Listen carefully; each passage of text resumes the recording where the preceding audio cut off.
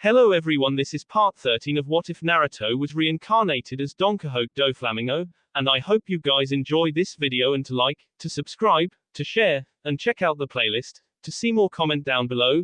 Now let's start the intro. They call me a god. They call me a god. They call me a god. Join my membership, the perks are great. It's in the description. Zabuza Momoki considered himself as someone with nerves of steel. Little could shake or disturb him, and there was never a time where he would fear his own death. He was the type of man that refused to falter, who would never break under any circumstance. Nevertheless, the one-known Naruto Uzumaki was seriously testing that belief. He still remembered the day he had first met him, when the boy was much shorter and seemingly a simple genin on a mission way above his league. He remembered when his first impression of him had changed in an instant, after the boy had almost killed him. Meeting Naruto Uzumaki again was an experience he hadn't been looking forward to, much to his own surprise. There was something about him that was never quite right. He was too strong, too powerful, and seemed to have far too much experience. Seeing him again only reinforced that fact. The Naruto he had met on the center of that lake was far different. No, different wasn't the right word. He seemed like he was whole again. The way he walked and moved, gestures and mannerisms that seemed so odd as his younger self, suddenly came together. Naruto had become a true predator, a monster in every definition of the word. For the first time, Zabuza found himself shaken at the thought of a fight. He remembered eyeing the boy's work, seeing how brutally and effectively that he would take down the rebels that fought against Mei and her people. The ninja had been utterly butchered, and Naruto had gone through it all without a scratch. There was no doubt in his mind that Zabuza had now been looking at one of the strongest ninja on the world, one worthy of the name, Kage. When the boy had suddenly left, shattering the very earth beneath him with his strength, Zabuza had released a breath he hadn't realized he was holding. The presence that he held now was both awe-inspiring and dangerous. Who never wanted to meet someone who could go face to face with such a man? If he did, he was sure that a swift death would follow. He relayed all of this to the Mizukage standing in front of him, waiting to hear her thoughts. He had waited for Naruto to return, but he never did, even after a couple hours. After that, Zabuza decided to return to Mei and deliver his report. He wasn't sure why Naruto had left in such a hurry, but there wasn't really a reason for him to stay either. He accomplished his mission after all, but he wasn't expecting the extravagant blonde to leave without a word like that. Well, Lady Mizukage, it's obvious that this Naruto is a powerful ninja, a clear threat to the hidden mist. What are we going to do about it? Ao spoke from Mei's side, his ever-stern look upon his face. Zabuza had never really liked Ao very much, finding the man rather pretentious and, to be a blunt, know-it-all. Still, the man was very skilled. He wouldn't be Mei's right hand if he wasn't. Mei chuckled sweetly a moment later, interrupting Zabuza's thoughts. Oh yes, he seems to be quite strong. Great husband material, don't you think? Ho ho ho. Mei laughed haughtily, making Zabuza sigh a bit at her antics. Mei was a powerful kunoichi, easily deserving the lure of Mizukage. Her quirks, however, often got on his nerves, not always taking the situation completely seriously or too confident for her own good at times. Still, she was his Kage, and he had her to thank for reinstating him as a mist ninja. Mei resumed a moment later, a sly smile on her face. Still, what do you think of him, Zabuza? Do you think he's the one causing such a ruckus among the various nations? Zabuza gave it a brief thought before shaking his head. No, Naruto doesn't seem like the type to go around killing ninja for no apparent reason, or, if he is the one, there's someone behind him pulling the strings, though I doubt that is the case as well. Ao raised an eyebrow at that, folding his arms in front of his chest. Oh, and why is that, Zabuza? He glared at the man's raised eyebrow, not quite liking that the man was questioning him as if he were a superior. Mei apparently saw the look, repeating Ao's question. He answered a moment later. Because you haven't met him. Naruto isn't that type that is manipulated easily. If someone was strong enough to manipulate him, then there wouldn't really be a reason for them to slinking around like this. Mei nodded, humming thoughtfully with her chin cusped in one hand. I see, this is most unlike you, Zabuza.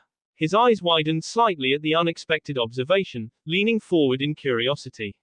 May merely chuckled toward him, folding her hands in front of her as she sat behind her desk.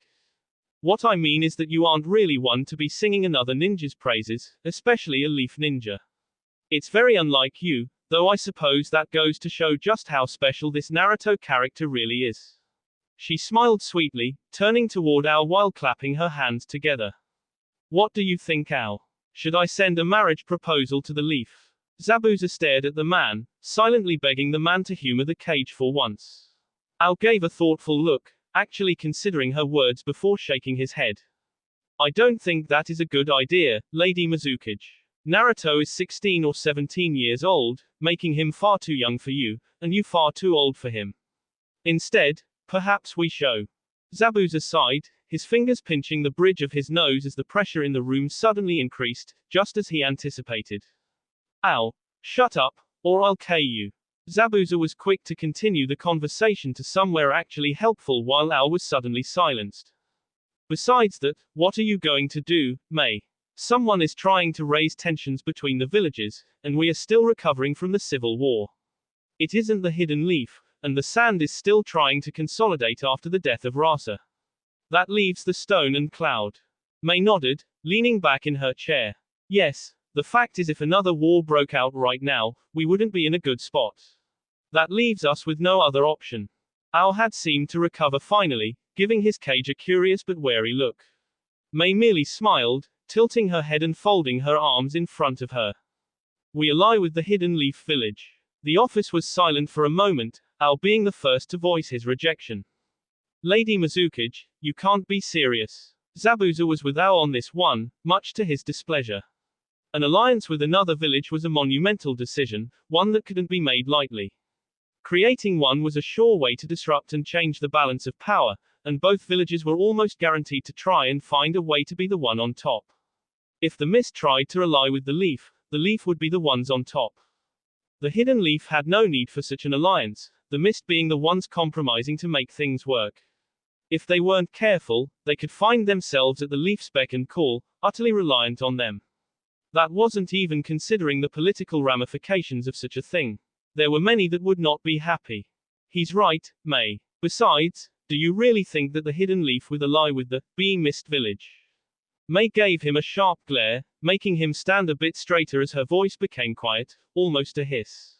You know we aren't like that anymore, Zabuza. He nodded, not backing down in the slightest.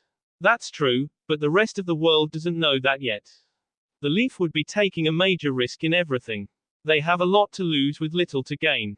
Offering an alliance would just be a show of weakness. Ao nodded, continuing after Zabuza to convince her to reverse her decision. Along with that, the village would never agree with it. There would be tension between us for years to come. Even if we were to establish an agreement, it would never last. May sighed heavily, seeming to slump in her chair before sitting up again, leaning over the desk. Look, you two, I'm not making this decision lightly. You don't think I know all that already. The fact is that we're in trouble here. Just think about this for a second. Right now, we're as weak as ever. We've lost so many clans to the bee purges, we're still building our military back up and we're seeing signs of conflict on the horizon.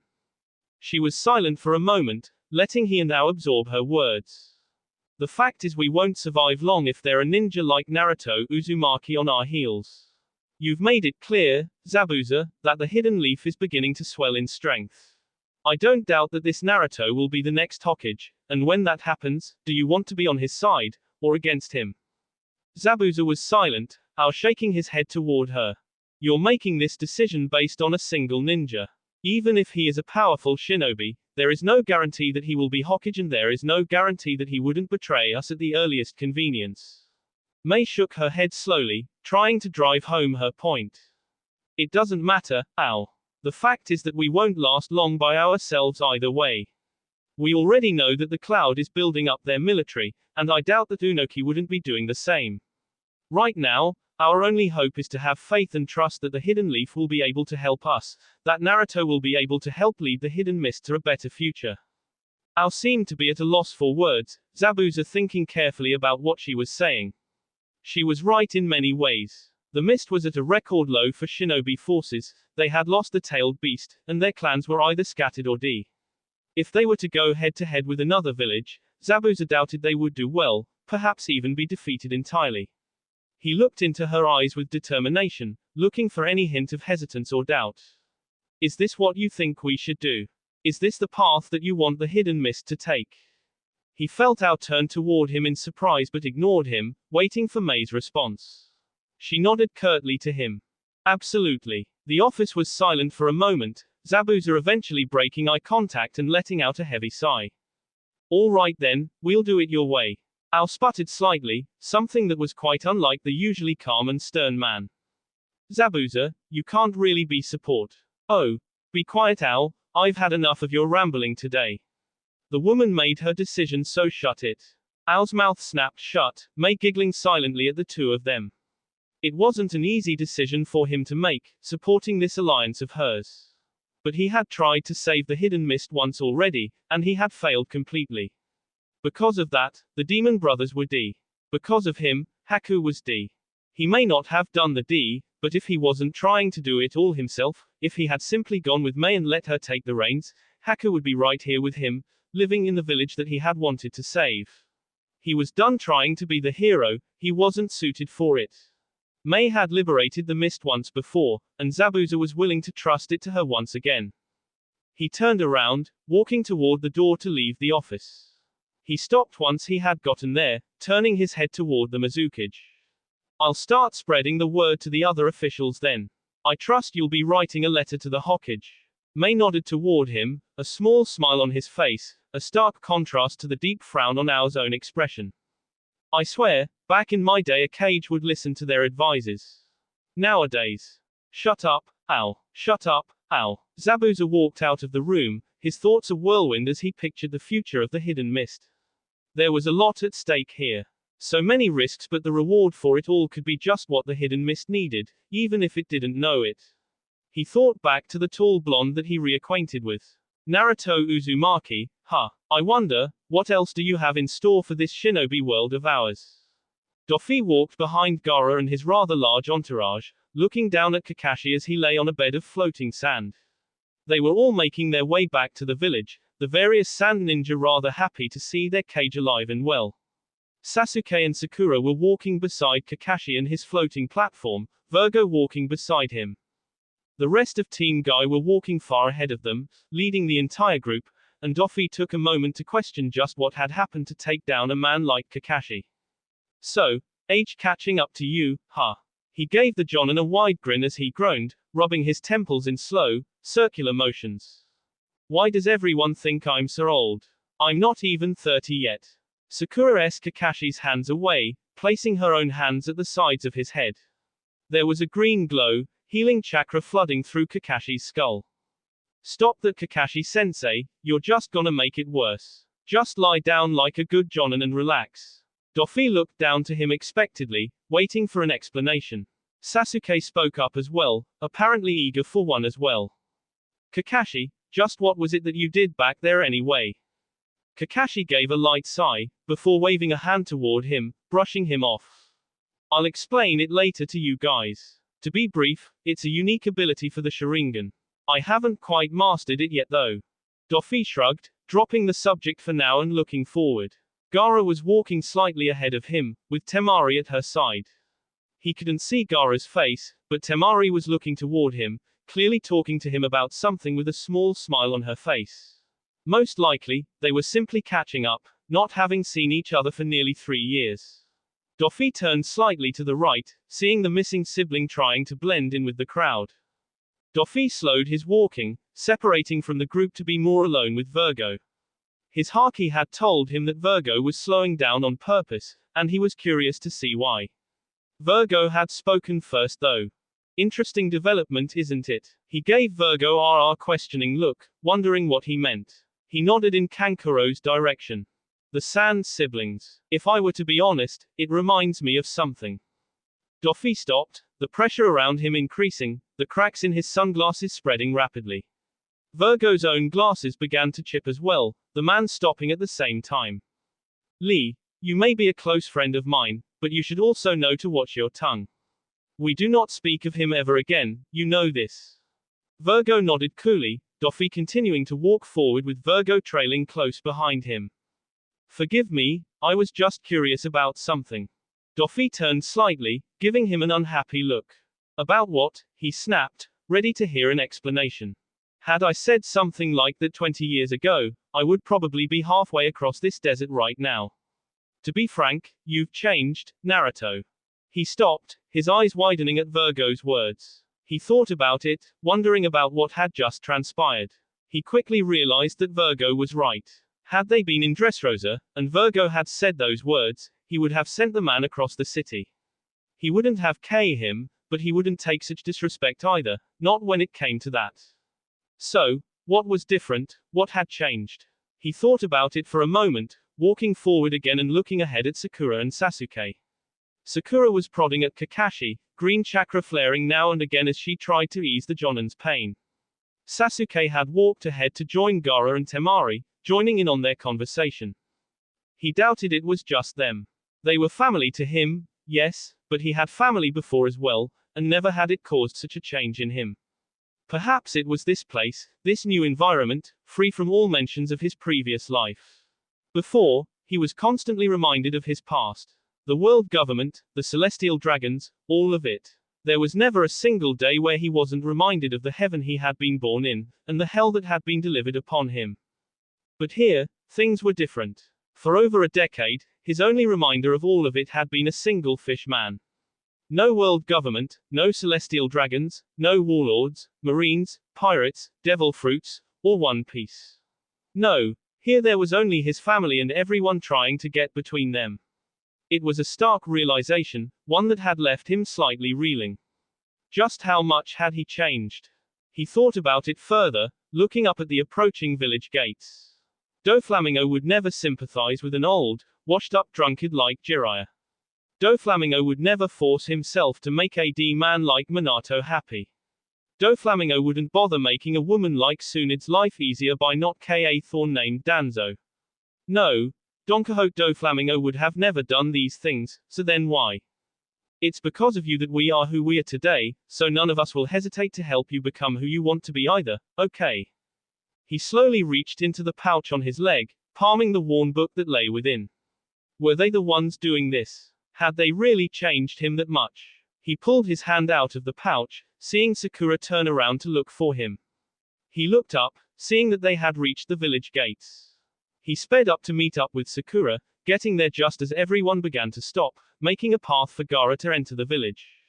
Gaara began to walk ahead, Doffy, Virgo, Sakura and Sasuke following him with Kakashi's bed of sand following close behind. Temari hung back and started walking beside himself, Teen Guy waiting at the village gate. Gaara continued to walk, the sand ninja forming a path for them as they began to cheer. He looked ahead, seeing both ninja and villagers waiting at the gate, eager to see their cages return. Gaara stopped, turning around to look at Doffy and his group. They stopped in front of him, Teen Guy walking over to join them. Gaara tilted his head upward, raising his voice as the crowd began to grow quieter. Everyone, I must thank you all for greeting and celebrating my return. But, I must make it clear that without the help of the Hidden Leaf and Lady Chio, I would not be here today to stand before you all. He was silent as he waited for his words to roll over the crowd, Doffy placing his hands in his pockets with a wide grin spreading across his face. It was interesting watching Gaara at work, reminding him of his own time as King of Dressrosa. The Hidden Leaf has proven today that they are our closest allies. Despite everything, they risked their most powerful ninja to save my life. They were under no obligation to do so, and after our betrayal of them 3 years ago were in the right to ignore our plea. Even so, they helped us in our most dire need, and for that, the leaf will always be a dear friend to the sand. The crowd began cheering at that, several smiles lighting up among the villagers in the crowd. Doffy looked around, seeing Gaara's village for the first time, even if he was still outside it. It wasn't the most extravagant place he had ever seen. It was hot, windy and dry and didn't seem very hospitable. He was snapped out of his thoughts as Gaara continued. Most of all, I must thank this man for everything he has done for us. Without him, I wouldn't be the person I am today. Without him, the sand would not be recovering as well as it has. I invite you all to join me in thanking. Gaara walked forward, a hand extended to offer a handshake. Doffy chuckled lightly at the theatrics, extending his own and giving Gaara a firm handshake. Naruto Uzumaki. The crowd cheered even louder, Doffy shaking his head lightly. Several ninja, this village's Anbu most likely, appeared to create a path through the crowd, giving them all a way into the village. Gaara began walking, turning his head to talk to them before they left. You can all stay here for today and leave tomorrow. It seems like Kakashi needs some rest anyways. Doffy looked behind him, seeing Sakura give a brief shrug and Sasuke giving a nod. Kakashi just seemed to groan lightly, guy trying to get the man to show some youth. He turned back toward Gaara, giving him a nod. All right then, lead the way. They walked through the village, Doffy taking a close look around. It was a sharp contrast compared to the hidden leaf, and now he saw why Temari was so enamored with the hidden leaf 3 years ago. This place seemed mellow, or maybe just boring. It was so dull, almost lifeless. If it weren't for the various villages celebrating Gaara's return, he would be inclined to compare it to a ghost town. If this is what it was like now, he couldn't help but wonder what it was like before Gaara was Kazekage. From everyone's reactions, the people seemed to adore him, even overlooking his past. It was quite impressive to say the least. The group began walking up a small flight of stairs, coming up to a rather large home, similar to Sasuke's in fact. Gaara opened the door, inviting them all in. Kankuro and I live here, but there is more than enough room for all of you. There are always several Anbu around, so feel free to ask them for anything you need. Doffy stepped aside and let everyone walk in ahead of him, looking into the sky and checking the time. It was getting late, the sun already beginning to set. That was good, because he was quite honestly exhausted. Fighting both Pain and Minato back to back while traveling non-stop had taken a toll on his stamina, but a quick night of rest should be more than enough to get him back on his feet. He walked into the home, looking around the house. It was quite modern and far more hospitable than the small, dinky apartment that he was living in back in the Leaf Village. He wasn't very surprised though. Gaara was the Kazekage, and he was the son of the fourth Kazekage before that. It was only natural that he would be living rather comfortably. They walked through a hallway into a large living room. They all began to sit down on the couches within, Doffy kicking his feet up and resting them on the coffee table in front of him. They all relaxed for a moment, basking in relief at a successful rescue. The reprieve was interrupted as Kakashi began to slump forward, Guy trying to get him to sit still. Gaara gestured to one of the Anbu, who was quick to come to his aid. Take Kakashi to the hospital.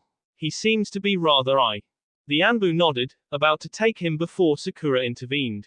No, that's okay, I can take care of him. He just needs to rest is all. We'll lay him down in a bed and let him sleep for the night. The Anbu looked to Gaara for orders, the Kazekage nodding at Sakura's words in agreement. He grabbed Kakashi and began walking him down another hall, probably towards spare bedrooms in the rather large house. The silence came back, but it didn't last long. Gaara quickly showed that he was not one who liked to sit idly by, and immediately wanted to form a consensus about the Akatsuki issue. Well, what do you all think? What are we going to do about the Akatsuki?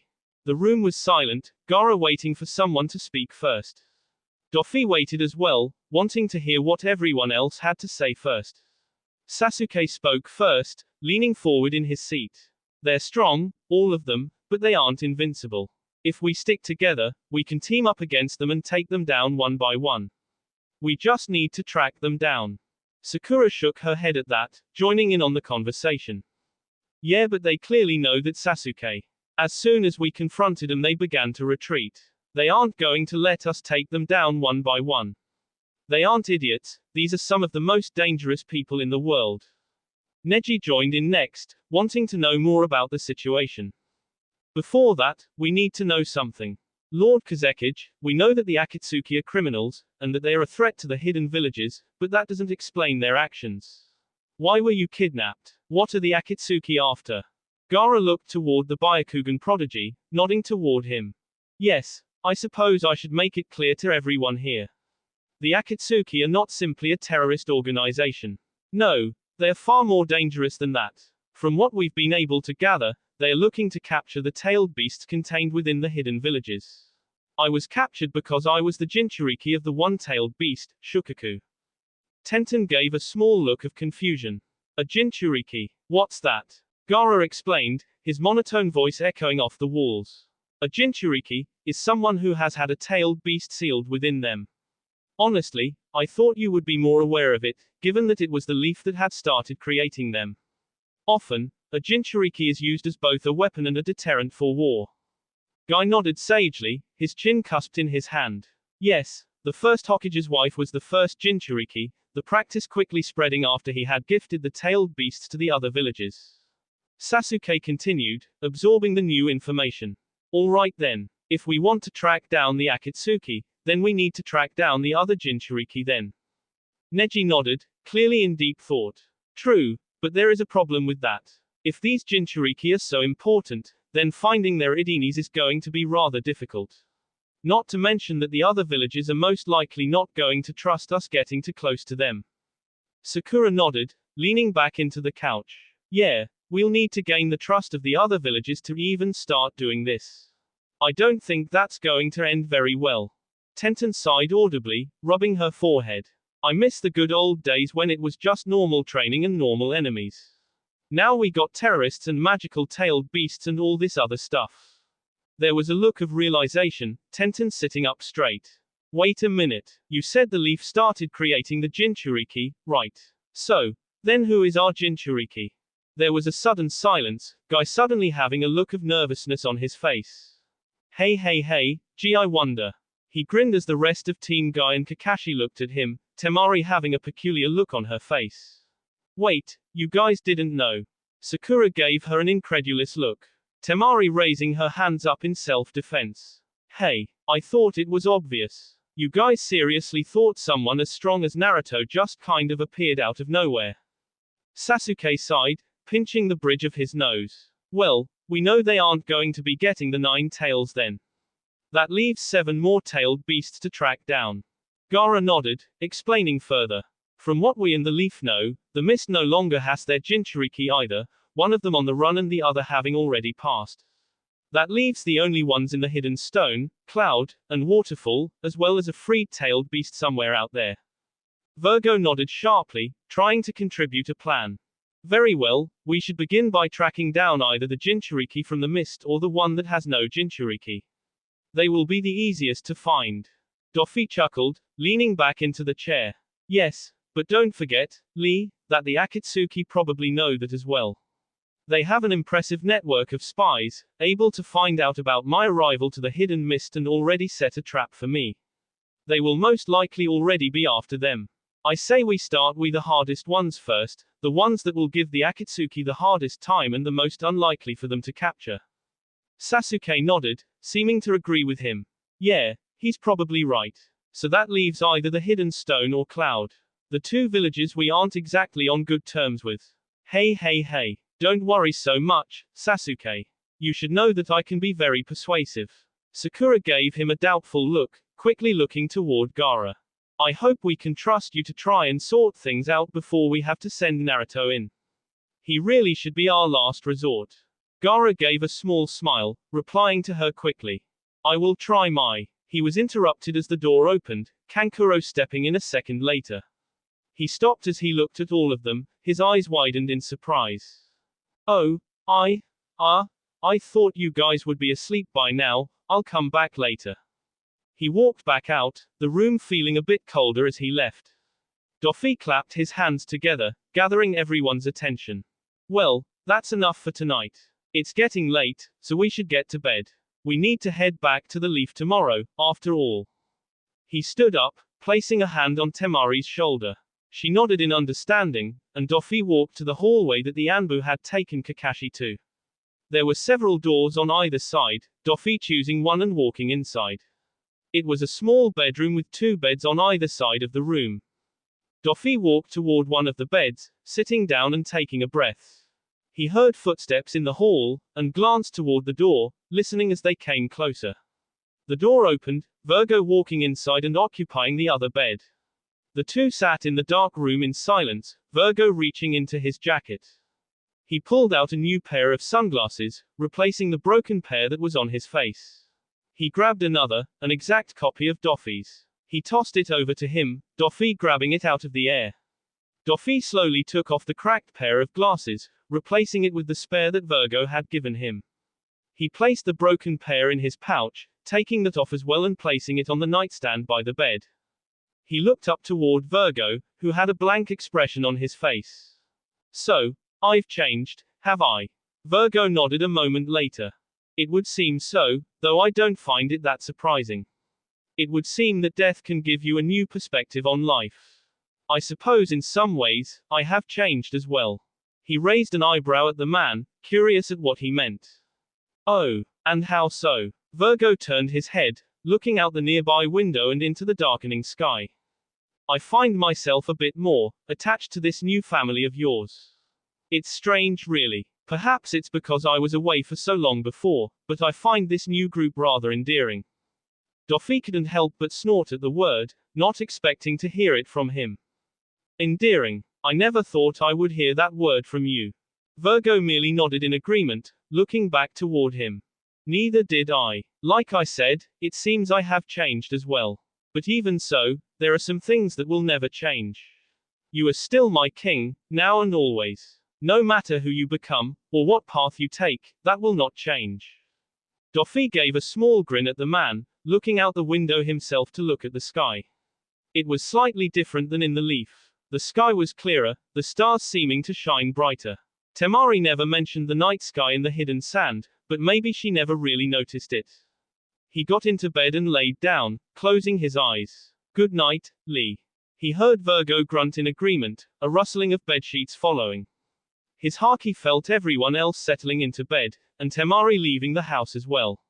He closed his eyes, hearing the dripping of water as he appeared in front of Kurama once again. He looked up toward the large fox, who was laying down with his head resting in one of his hands. Naruto, is there something else you needed? He nodded, placing his hands in his pockets as he questioned the fox. Yes, there's still some things we need to discuss. The fox huffed, the water rippling beneath his feet as Kurama shifted, sitting upward. Very well, then let's continue our conversation. Where do you wish to start? He looked the fox in the eye, his lips forming a neat line as he began the conversation. The Akatsuki, we need to know where the Jinchuriki and the tailed beasts are. Are you able to locate them? The fox hummed thoughtfully, before answering. As of now, no, I cannot. My ability to sense the outside world is limited while the seal is in place. This includes being able to speak to the others. If it were removed, I could speak to them and locate them, but not before that happens. Doffy gave him a questioning look, curious about something. The seal allows you to access my senses to see some of the outside world, but nothing more, right? The fox nodded, Doffy continuing. Then how was it you were able to sense Minato before I could?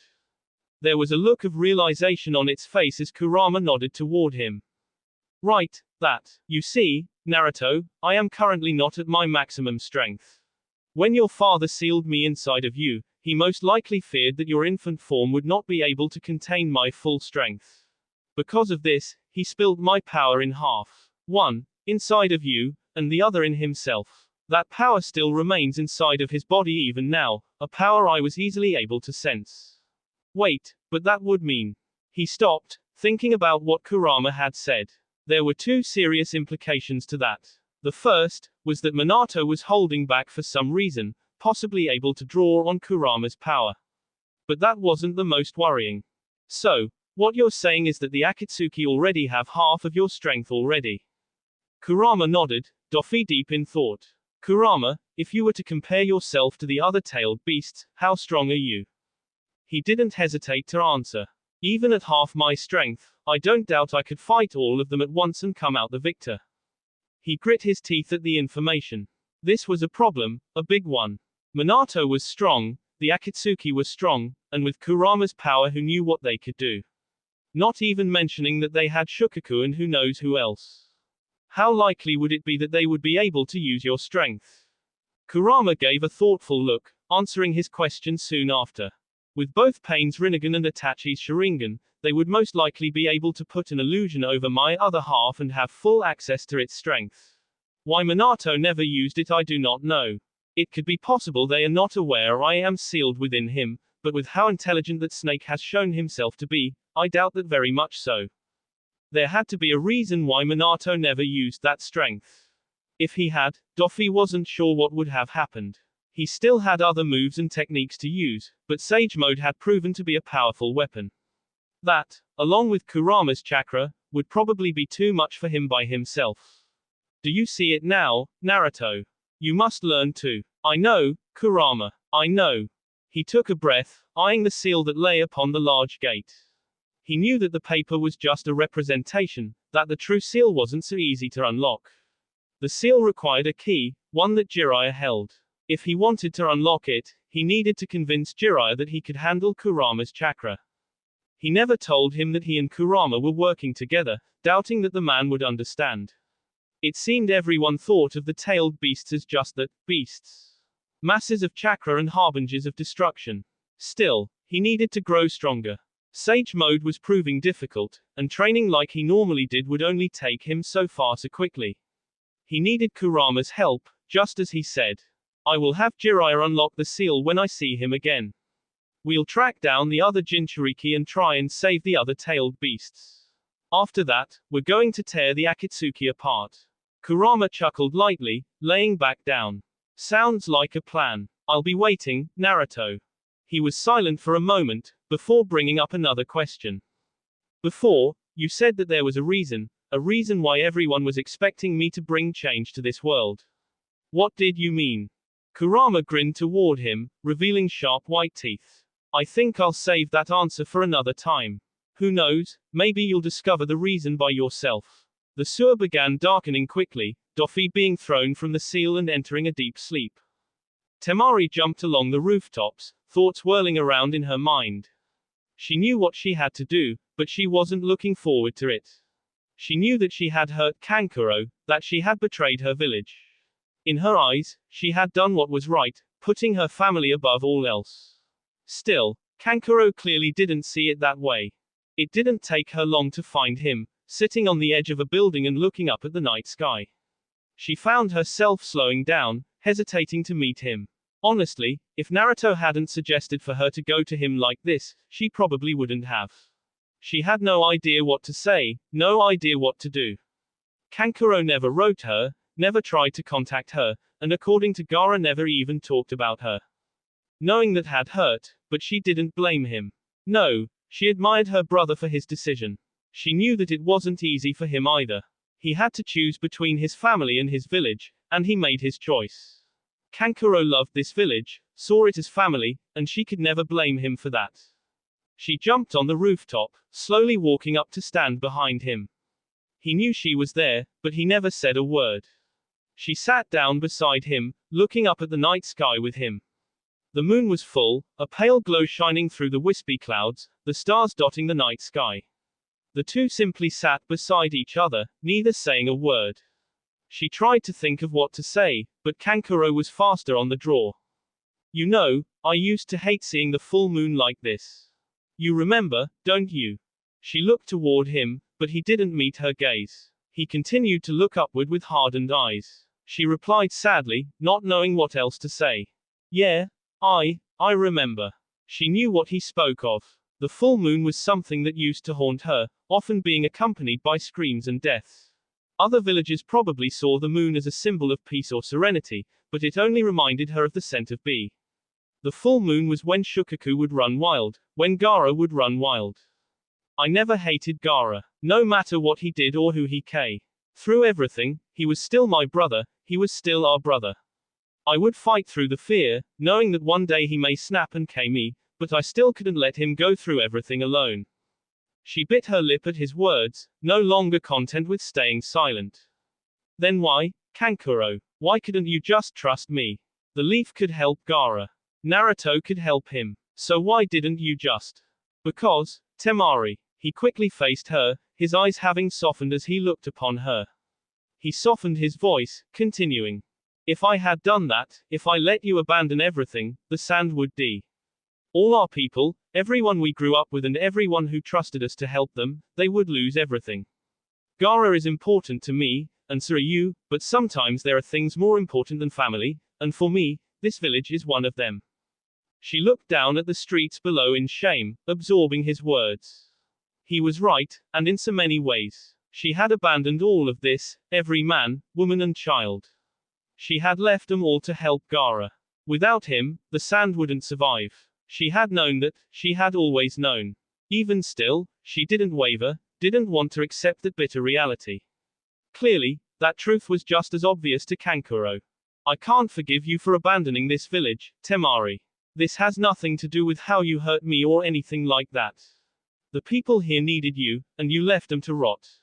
She stood up, nodding in acceptance. It was better this way, at least that's what she wanted to believe. Kankuro had every right to hate her. She was in the wrong, she was the cause for all of this. The looks that every sand shinobi had given her had cemented that fact.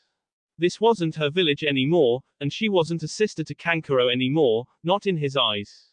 She turned around, beginning to walk back to the house. It was late, and she was thoroughly over this mission already. She was glad Gaara convinced her not to come back with him. He had been right all along. She reached the other side of the roof, and jumped off. At least, that's what I should say to you. She stopped, slowly turning her head. Kankuro was standing now, facing toward her. My mind keeps telling me the same thing. That you're a traitor, that I should never forgive you for what you've done. It keeps telling me that the Temari I know abandoned her people for her own selfishness. It's been telling me that for the past 3 years. She walked forward hesitantly, silently pleading for him to continue. But, she asked, waiting to hear more. She didn't wait long, Kankuro gulping visibly. But standing in front of you now, seeing you face to face, I can't believe it. If I could care about Gaara after all the shit he's done, then I don't see why I can't do the same for you as well. I don't agree with what you did, Temari, but I don't want to keep going like this either. Baki-sensei seems to have forgiven you, so, I guess I can too. She couldn't stop the wide smile on her face even if she wanted to, quickly wiping away some tears that began to fall down her face. She rushed toward him, quickly enveloping him in a hug. He instantly showed signs of disapproval. Hey, come on. Get off me EW. You're getting me all wet, Temari. She released him, laughing at his words and drying her face and eyes. She looked back to him, not quite believing what had just happened. So, you're finally going to stop ignoring my letters. Kankuro sighed heavily, rolling his eyes. Yes. And you're actually gonna write back to me, right? I guess. And you're going to send me gifts from time to time too. Well, if it's your birthday maybe, but. And don't forget to convince Gaara to visit every now and then. Now, hold on. Oh. And make sure you tell me if you meet any lady friends. Okay, now seriously. Wait, you haven't met any already, have you? What? No, that's, yeah, didn't think so. Anyway, I'm exhausted, so I'm heading back. Night, Kankuro. Ha. Oh, good night hey. What do you mean? I didn't think so, huh. She laughed as she raced back to the house, a feeling of relief and joy flooding through her. Tonight had gone far better than she had expected. She was glad that Naruto gave her that extra push. She wasn't sure she would have been willing to do this without it. It wasn't much, true, but it was enough, and it had done wonders. She reached the window of her old bedroom, waving to the Anbu that spotted her approach. She opened it, stepping inside. It was dusty, but as neat as ever. She walked around the room for a moment, letting her rapid heartbeat slow from both the conversation and her rush back. She spotted a small potted cactus on her nightstand, surprised that it was still alive with no one to water it. That didn't take as long as I thought. She jumped slightly as she turned around, seeing Gaara standing in the corner of her room. She placed a hand over her chest, trying to calm down.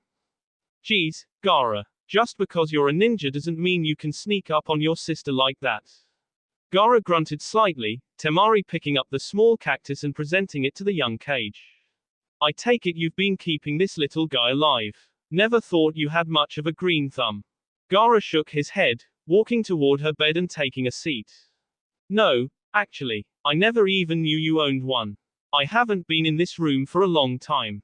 Her eyes widened, gently placing the plant back down. I see, so Kankuro was. I take it things are better between you two now. She smiled, sitting down next to him and leaning back. Yeah, I guess things worked out in the end, huh? Even if it took a few years to get settled. Gaara nodded, agreeing with her. Yes, I suppose we should be thankful to Naruto for that. Even now, we continue to owe him more and more. She smirked at his words, thinking about her two brothers. Yeah, I just hope that Kankuro doesn't try and mess with him while he's here. I think we both know that Kankuro's pride would be taken down a few notches. HMPH, I hope Kankuro is a bit more cheerful now. I'm supposed to be the stoic one in this family. She gave her brother a bewildered look as he sat up, beginning to walk out of the room. Gaara of the desert, did you just make a joke? He opened the door, picking up his pace. Good night, Temari. He closed the door, Temari laying down fully in the bed. It felt so much smaller now, her having grown since she was last here. Still, it was a nice feeling, looking up to a familiar ceiling. The glow of the moonlight drifted into her room, but for once, she welcomed it with open arms, drifting into a heavy sleep. Maybe the full moon isn't so bad after all. And how has this plan been working for you so far, Madara? Pain looked at the masked man's eye, waiting for a response. He, Madara, Konan and Zetsu were having a meeting, trying to decide what the next move would be after kidnapping the Kazekage and capturing Shukaku. Pain resumed his critique, curious to see what the powerful man had to say. Your plan to cause conflict between the villages seems to have backfired.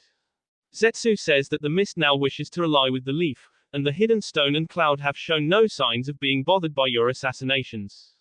The masked man nodded, leaning against the wall in the small office. Yes, perhaps. It was a long shot at best, disguising myself as the Nine Tails and trying to foster a bit of hatred toward the leaf. It seems that it wasn't enough, but that hardly matters. No matter what happens, the Akatsuki will not be stopped, and Naruto Uzumaki will be taken care of. Konan had a doubtful look on her face, looking toward Yahiko's body. What do you think, Pain? You've fought Naruto. Do you think it will be that easy? He closed his eyes in thought, thinking back to his fight with the powerful blonde. He was truly impressive, a prodigy of the highest degree.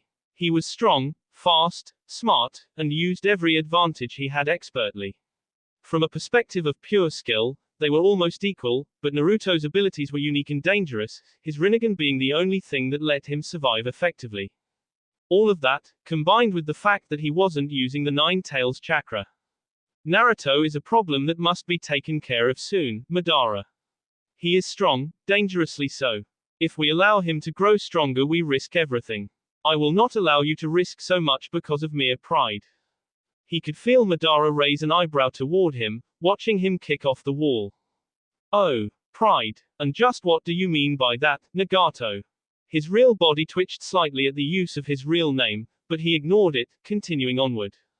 Do not think you can fool me, Madara. You wish to fight the Nine Tails yourself, don't you? From what history tells, you were a man who prided himself with his fighting prowess. A man like Naruto must seem like a prize to you. Madara chuckled, his voice echoing off the walls in the room. Perhaps, but not this time.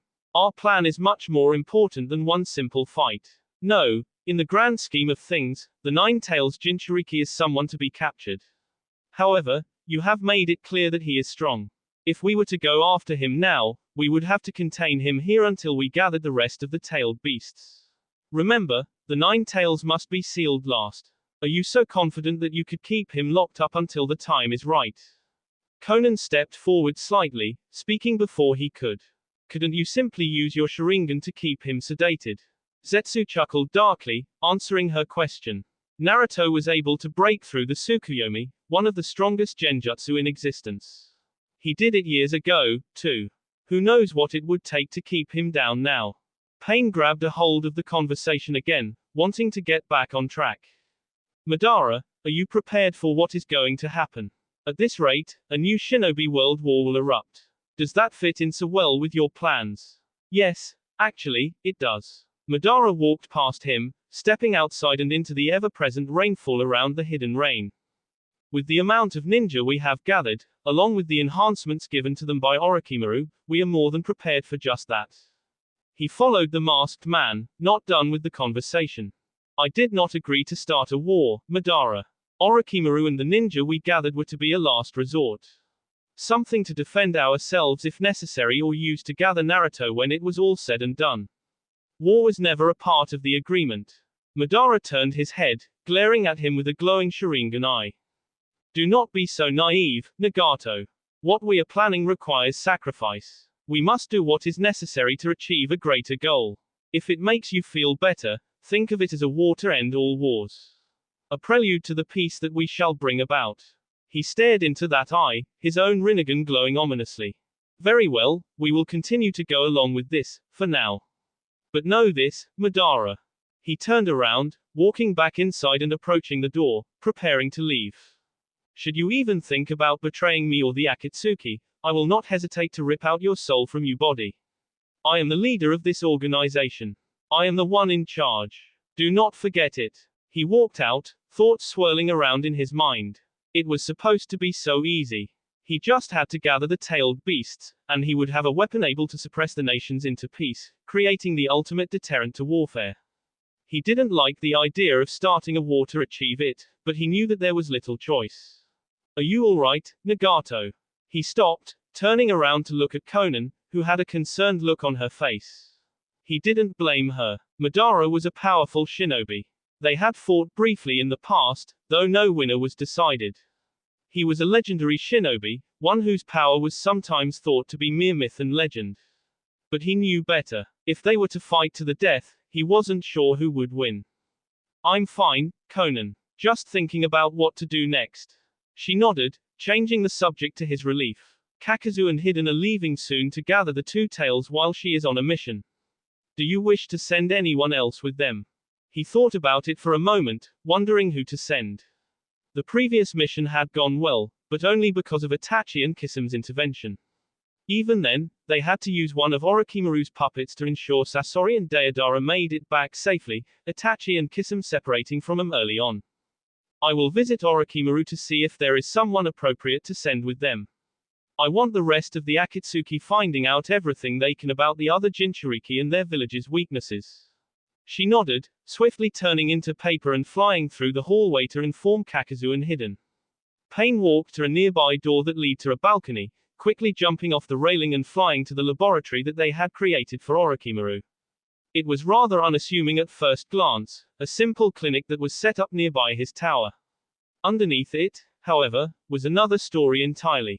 He walked into one of the secret entrances behind the building, walking inside and descending the stairway. He came across a large hallway, a large steel door at the end. He walked in front of it, typing in the password on the keypad next to the door and opening it, stepping inside. He walked past the various electronics and vats filled with different colored liquids. He saw Orochimaru leaning over his desk, reading various documents scattered everywhere. He turned around at the sound of his footsteps, a sly smile on his face. Ah, why hello there, Pain.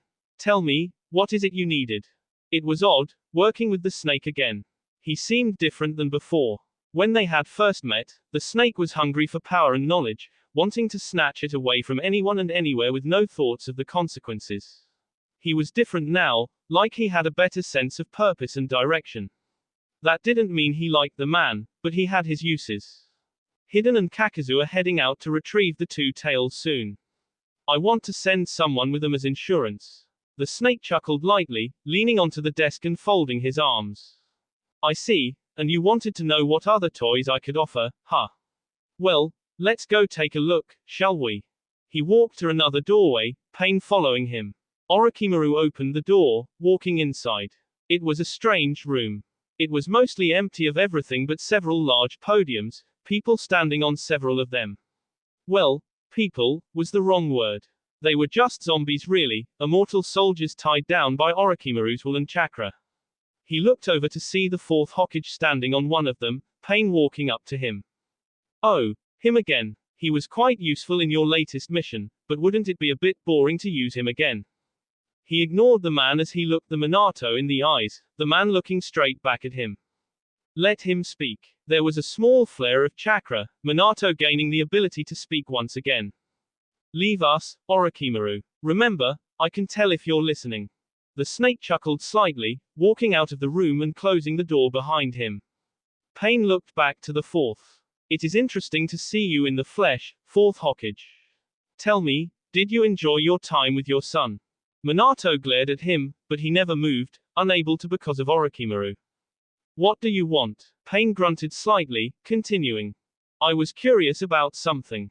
I wanted to know your thoughts, what you think about a subject very important to me, and important to you as well. What common interest could I possibly have with a criminal? Pain didn't falter at the words, expecting them from the angry man. As sibling students, I think we both share a common dream. Tell me, Minato, how would you achieve world peace? There was a look of surprise on Minato's face. Sibling students, what are you? I mean just that. Long ago, I too was taught by Jiraiya of the Sannin. He would often tell me about the cycle of hatred that this world had, and I don't doubt that he told you as well. I created the Akatsuki for that purpose, to break the cycle and establish peace and order. Minato narrowed his eyes toward him. Is that what all this is for? You've formed an organization of terrorists and murders for the sake of peace. He tilted his head toward the man. Is it really so strange? So many people say that the path to peace is through love and friendship, yet where does that lead them? Nowhere. Therefore, if that is not the proper path, then there can only be one more. To establish peace, one must become the greatest violence, the strongest hatred. I will take that hate of this world and use it as a weapon. Minato gained a sad look, surprising him slightly. If you are so confident in this plan of yours, if you believe your own words so full-heartedly, then why are you asking me this now? To me, it sounds like your mind is made up. Because, Minato, I want you to see the truth. I want you to see that everything I am doing is for the greater good. I want you to tell Naruto that my path is the only one. His eyes widened at the mentioning of his son. What does Naruto have to do with this? What would make you possibly think that he would ever join you? Pain looked him in the eye, thinking about the Jinchuriki that he had fought. Naruto is a powerful man, Minato. The Akatsuki want to gather the tailed beasts to create a weapon powerful enough to subjugate the rest of the nations. Minato nodded in understanding. A deterrent then, similar to what the first Hokage had tried to do. His real body smiled at his words, Yahiko continuing to speak for him. Exactly, however, this obviously is not without risks. There is the chance we could fail, and there is the chance that the other nations will ignore this deterrent, blinded by their own hatred. Minato closed his eyes, reopening them a moment later. So, what does this all mean to you? I want Naruto to see the world as I do. I want him to join me in our goal.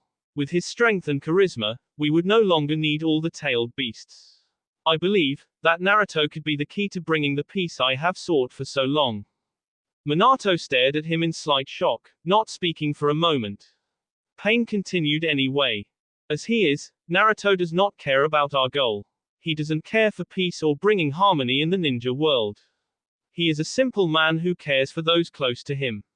Rather than hatred, he believes in justice, in vengeance. As he is now, he would only further the cycle of hatred. I've only cared about justice, about vengeance. If there is anything I can't forgive, it's those that hurt my family. Those that do, will know pain through these two things. He brushed away the memory of Naruto's words, looking into Minato's hardened eyes. All I am asking is for you to be the father that you always wanted to be. I will arrange for you to meet with him as much as I can. Show him that my way is the way to peace, for him to live happily with his so-called family. Minato finally spoke, his voice firm and defiant. And if I don't? Pain walked over to the door, grasping the handle. Then I will teach him the same lesson through pain instead. He opened it, walking out of the room. He threw a kunai behind him, hearing it land with a thud onto one of the podiums. Send that one with them, Orochimaru. I am going to be delaying their mission by a week. Use that time to get them ready and heal Deidara. He ignored the snake's chuckles, walking out of the laboratory. He didn't trust Madara. Madara clearly had other plans separate from the Akatsuki. He was hiding something. If he wanted to succeed, he would need a backup plan, and he saw that plan in Naruto. He knew that, if he could convince him, Naruto could do it. He could achieve what the Sage of Six Paths failed to do millennia ago. Whether it be through Minato or through pain, Naruto would end up being the one that decided this world's fate, even if he had to rip the nine tails out of him by force. Doffy moved quickly as they rushed back to the Hidden Leaf village. It was still early in the morning, and he was eager to get back. The goodbye to the Hidden Sand had been an interesting one, crowds of ninja and villagers saying the goodbyes, as well as Kankuro being there to see them all off, no longer hiding in the crowd. That meant Temari and her brother had seemed to make up. A good thing, he supposed. They had been traveling for a couple days now, Doffy having to slow down to keep up with everyone else. It wasn't a bad thing really. They were in no rush and Kakashi still wasn't at 100%. Team Kakashi were close together, Kakashi finally letting him in on what had happened to put him down so much. It's called the Mangekyo Sharingan. He could see Sasuke's interest suddenly peak, Doffy taking interest as well. He watched as Kakashi's eye began to spin rapidly, changing form suddenly. He knew what this was, having seen Itachi use the very same against him when he was with Jiraiya. It is an enhanced version of the regular Sharingan and also grants a unique ability to the user. So, it was that illusion the unique ability for Itachi then, or was there something else? So, what's yours, Kakashi-sensei? Sakura asked curiously. He rubbed the back of his head, adopting a look of thought. Well, it's a bit complex. Basically, I can create a hole in space-time wherever I'm looking, allowing me to absorb attacks or use it to attack opponents by sucking them into the rip. Sasuke seems to have a sudden realization. So, when that explosion broke through Sakura's wall, you used your Mangekyo to absorb the blast. Kakashi nodded in confirmation. Yeah. Unfortunately, I'm not very good at it, and it takes a lot of stamina. It probably wouldn't have been so bad if I used it on the epicenter of the blast, but with how far it had already traveled. Doffy nodded quickly, wanting to know a bit more. Yes, we get it, Kakashi. How do you unlock the Mangekyo, and how do you discover its abilities? Kakashi put a finger on his chin at that. Well, I have no clue. Sasuke seemed to falter slightly, Doffy quickly pulling him back up with a string, allowing him to recover. What do you mean you have no clue? You don't just suddenly get a powerful ability like that out of nowhere. Kakashi laughed nervously at Sasuke's accusation, trying to explain. Well, I don't really remember when I first activated it. I've been able to use it for a while, but like I said, it's very draining. The Mangekyo seems a little different than the regular Sharingan too.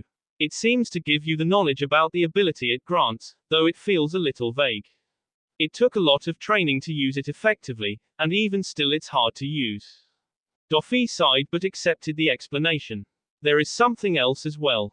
Doffy looked over, surprised at the serious expression on his veiled face. Every time I use the Mangekyo, my vision seems to degrade slightly. It's a powerful tool but comes with severe consequences. Sasuke, I don't know how to achieve the Mangekyo, but if you do, be careful, all right. Sasuke nodded, Doffy seeing the village gate up ahead, finally arriving back at the village. Tsunade was there as well, waiting for them to return. Both teams stopped in front of her, Kakashi stepping forward to deliver the news. Mission complete, Lady Tsunade. The Kazekage was rescued and was returned to the Hidden Sand. Tsunade grinned at him, nodding. Yes, I've already heard. Good work, all of you. You all get the next couple weeks off, so go relax. Naruto, come with me for a moment. Doffy raised an eyebrow, wondering what the woman wanted this time. She took off, heading back to the tower and Doffy followed. They arrived in her office, Doffy about to ask what she wanted before he was beaten to it. I have news from the Hidden Mist. Ah, he had forgotten about that. He did leave Zabuza in the dust, didn't he? Hey. And what did they have to say, eh? She leaned back in her chair, throwing a piece of paper toward him. He caught it, reading it quickly. This is, yep. I don't know what you did, kid, but whatever it was, it impressed the Mizukage. They want to form an alliance with us. The letter's vague, of course, not saying whether it's just a trade agreement or a full military alliance, but it's big. He tossed the paper onto the desk, wondering what else she wanted. Is that all then? Tsunade sighed, leaning forward. Look, Naruto, I don't think you realize how important this is. Right now, we are already allied with the Hidden Sand, and it's quickly becoming the strongest one in village history. Now, the Hidden Mist wants to join us. Do you know what the common factor is between the two? Doffy stared into her eyes, waiting for her to continue. He already knew the answer. You are, Naruto. Whether you like it or not, everyone knows that you're the one we must thank for this. You stopped the One-Tails during the Chunin exams, you're a close friend to the Kazekage, and now even the Mizukages. Get on with it, Tsunade. She sighed again, standing up and walking toward the pictures on the wall. Naruto, we both know that you are most likely the one everyone will want as Hokage. You're more than strong enough and you've proven that you have what it takes. What I want to know, is will you take the job if I step down? Doffy grinned lightly toward her.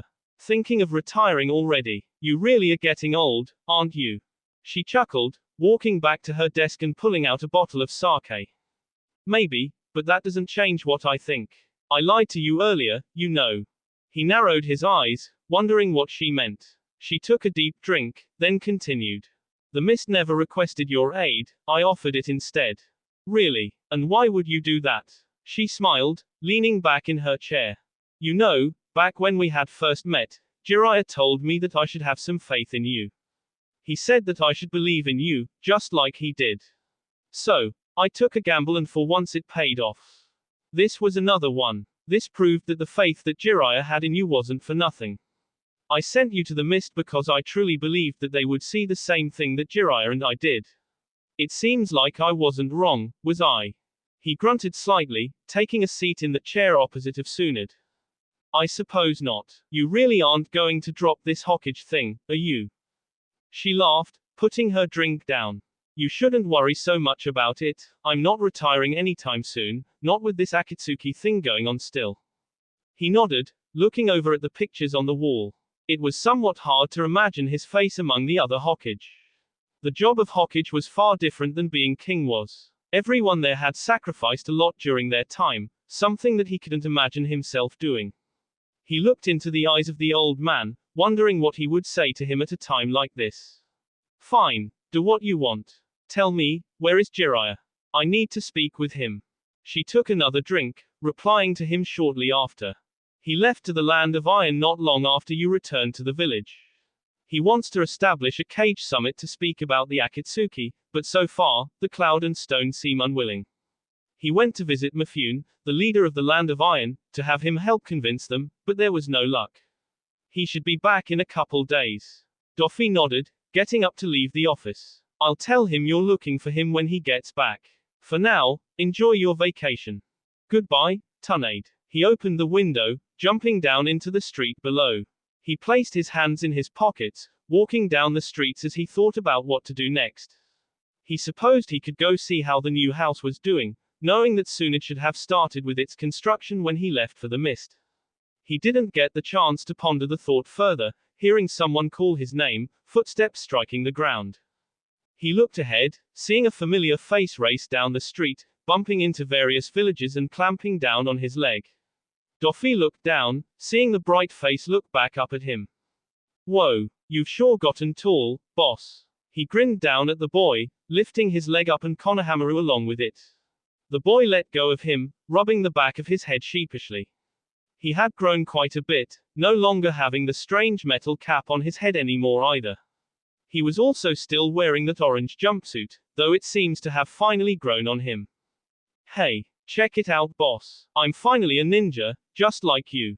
He pointed to his forehead, showing the ninja headband wrapped securely around it. I see. Does that mean you want to spar then? I'm curious to see how strong you are now. The boy placed a fist on his hip, giving him a thumbs up. Ha, don't worry about it, boss. I wouldn't want to embarrass you with how much stronger I am now. He grinned at the confidence, but it quickly fell at seeing Konohamaru's face fall slightly. I can't anyways. I was going to go visit the old man's grave. Did you wanna come with me? I don't remember you visiting before you left. I don't think you were able to come to the funeral either. He thought about it for a moment, before nodding, gesturing for him to lead the way. It was true, he never did visit the third's grave. He avoided the funeral as well. It was a strange feeling, remembering the old man. He was never close to his grandparents in his first life, so Hiruzen Sarutobi had a role in his life he was not familiar with. His death had been something that weighed upon him, especially knowing that he could have saved him if he was stronger. Hiruzen was the first semblance of family he had in his new life, having been there before he found Virgo once again. He supposed he owed the man a visit, or if not, his grandson some company. They walked to the graveyard, Konohamaru seeming to improve in mood. He was talking about everything he was up to in the 3 years since he was gone. Dofi simply listened, idly nodding from time to time and laughing at the childish jokes he would make. They made it there soon enough, Konohamaru guiding him to the gravestone. It wasn't as extravagant as he would have thought, though he supposed Hiruzen was never that kind of man anyway. He wouldn't want an extravagant monument. Konohamaru knelt in front of the grave, praying. Dofi merely stood, looking down and watching as he did so. This wasn't something he was used to. He drowned his grief and nightmares in alcohol in his old life. Praying to a higher power was something he would never do. Still, that didn't mean he wanted Konohamaru to do the same. He waited patiently for him to finish, Konohamaru speaking after a moment. Thanks for coming with me, boss. Uncle Asuma was supposed to come with me, but he was busy today. He looked down at the boy as he continued to look down at the gravestone. It's not a problem, kid, don't worry so much about it. There was a silence again, the only sound being the footsteps of others as they visited the graves of family and friends. Hey, Naruto. He hummed lightly, waiting for him to continue. I want to be Hokage someday. I want to be like my grandpa was, someone that the entire village can look up to and respect. But you aren't strong enough, right? He nodded, looking up to him and continuing a second later. Do you think you could train me, boss? He raised an eyebrow, questioning the boy. Don't you have a Jonin sensei already? The boy scowled, crossing his arms. TCH, Ebisu is just a hack, he couldn't teach to save his life. You're a lot stronger than him, boss. He chuckled lightly at his words, thinking about it. He supposed he could train the boy, but he didn't really have the time to do so. Hey. Sorry kid, but I don't have the time to train you right now. Besides, I don't think it would do much good. Konohamaru tilted his head in confusion. But why, boss? He smirked. I don't think you really need me right now. I think you can go far all by yourself. Instead, I'll train you later down the road, and mold you into the perfect Hokage. Sound good? Konohamaru pouted slightly, getting up and looking up toward him. I guess, isn't there something you can give me though? It would be a huge help. He raised a hand, gathering his chakra. Alright then, pay close attention. Konohamaru brightened, nodding and staring at his palm carefully. His chakra swirled slowly, Dofi slowing the process to give Konohamaru time to see it form. It created a perfect Rasengan a minute later, Konohamaru admiring it. Whoa, what is that? He threw the orb up and down, Konohamaru's eyes following it. It's called the Rasengan, and I want you to recreate it. Konohamaru nodded hurriedly. How do you do it, boss? He grinned, stopping his chakra and letting the orb dissipate. He placed his hands in his pockets, turning around to leave the graveyard. That's for you to figure out, kid. Good luck. Wait a minute, all by myself. You're kidding. Come back, boss. He quickly moved faster than the boy could see, reappearing on a faraway street.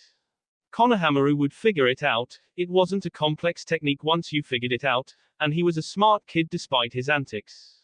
He took a breath, reorienting himself and walking toward the Uchiha compound. He was eager to see how the house was coming now and hoped there were no more interruptions. He sighed as he looked ahead, seeing where he was. He landed back near the Hyuga compound, and he could see Neji and Hinata in front of the compound's entrance. Something was clearly wrong, and he couldn't help but be curious about what it was. He sighed, wondering when he would finally be able to get a break for once. He walked slowly up to them, seeing what was going on. Hinata was on the ground for some reason, almost hysterical, Neji trying to help her. He reached them, wondering what was happening. Something wrong, Hinata. Hiyashi Hyuga sat in the chair of his office, waiting for Neji and Hinata to arrive. Neji had finally gotten back from his mission, and he could finally have the meeting with him and his daughter that he had been dreading. Unlike what others thought, Hiyashi did not hate his daughter. He did not think of her as a disappointment, nor did he regret having her. No, he loved his daughter very much, but he cared for his clan more so. All those years ago, Hiyashi put Hinata up against Neji to try and prove that she had the strength necessary to be a part of the main branch. All she needed to do was use the curse seal against him. If she just did that, she would have won, and proved that she had what it took. In his years among the Hyuga, he quickly learned that his family was a cruel one. The branch family had been subjugated for centuries, and there was a lot of bad blood between the two sides of the family. Hiashi did not agree with his ancestors. He did not think that separating the family was necessary, but it was far too late for that now. Maybe he was simply a coward, but he couldn't imagine joining the two families as one, not anymore. That was why he cast Hinata out. She would never survive as a member of the main branch. Her taking up the role as clan head would spell the beginning of the end for the Hyuga, and he couldn't allow that. He could have simply made Hanabi the heir instead, but he knew that she would be happier as a part of the branch family, even if she never knew it. As long as she remained a part of the main branch, she would never be accepted. The elders would simply look down on her, and the branch family would never see her as someone to look up to. No, banishing her to the branch family was in her best interest, and he felt he was proven right over the years. Neji now saw her as a leader, the entire branch family did now. She had truly flourished, becoming skilled and powerful under Neji's training. The two now stood as equals, the both pillars in the branch family. It was also his current predicament. They had gotten bolder, more confident now. He was worried that they were planning an internal coup within the family. He feared that the branch family would try and rebel against them. He saw the signs of it already. The defiant look in the eyes of the various servants. He heard the whispering in the halls when they thought he wasn't there. He had a choice to make now. He had to bring the branch family under control again. It was a hard decision, because he knew exactly who to target. Neji was a strong and immovable ninja. Nothing he could do would ever hit the boy hard enough to make an impact. He had to find a way to destroy the branch family's morale, but he couldn't physically harm them either. Like how the Hokage would not interfere in the affairs of clans, the clan would not use practices that would impair their ninja's ability to do the job. Simply harming either of them would violate this, and he doubted it would be enough anyways. If he wanted to bring the branch family back down, he needed to get rid of their hope, and the only one he knew he could hurt enough to do that was Hinata. He hated this. He was tired of this clan, tired of its ways and traditions. But something told him that he needed to do this. The hidden leaf needed the Hyuga, and he couldn't let the village down. He heard footsteps approaching his office, quickly activating his Byakugan to confirm his thoughts. They were heading his way. He took a breath, readying himself for their arrival and deactivating his Byakugan. They walked in, their faces set impassively as they did so. Neji spoke first, walking in front with Hinata trailing behind him. "You wanted to speak to us, Lord Hiashi."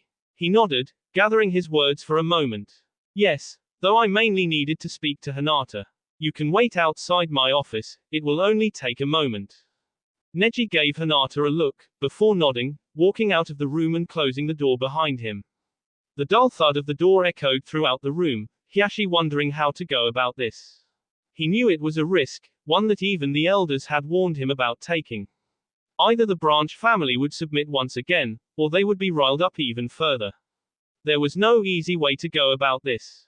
"Hinata, you seem to have been doing well among the branch family." His daughter nodded to him stiffly. "Yes, Lord Hiashi. I have gotten along with them quite well." He nodded back, trying to push the conversation along. "You have also gotten stronger under Neji's tutelage. You've become quite the example for the rest of the branch family to follow." She nodded hesitantly, not speaking this time. He tried to get her to speak, not wanting to deny her the right to speak her mind. "Is there something on your mind, Hinata?" She nodded quickly, clearly not comfortable being here. "Lord Hiashi, why did you wish to see me?"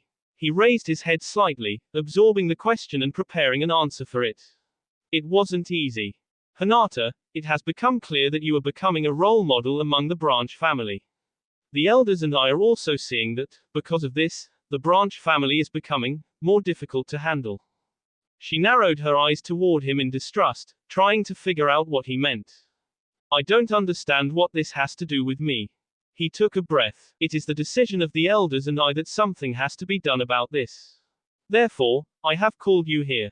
She stepped back, realizing what he had meant. "Hinata Hyuga, tell me, has the branch family been plotting to overthrow the main branch?" The look on her face told him everything. He knew that she probably never supported it. She probably had nothing to do with it at all. But that didn't matter. The fact was that the branch family was seeking to split from the main branch of the Hyuga, and he couldn't let that happen.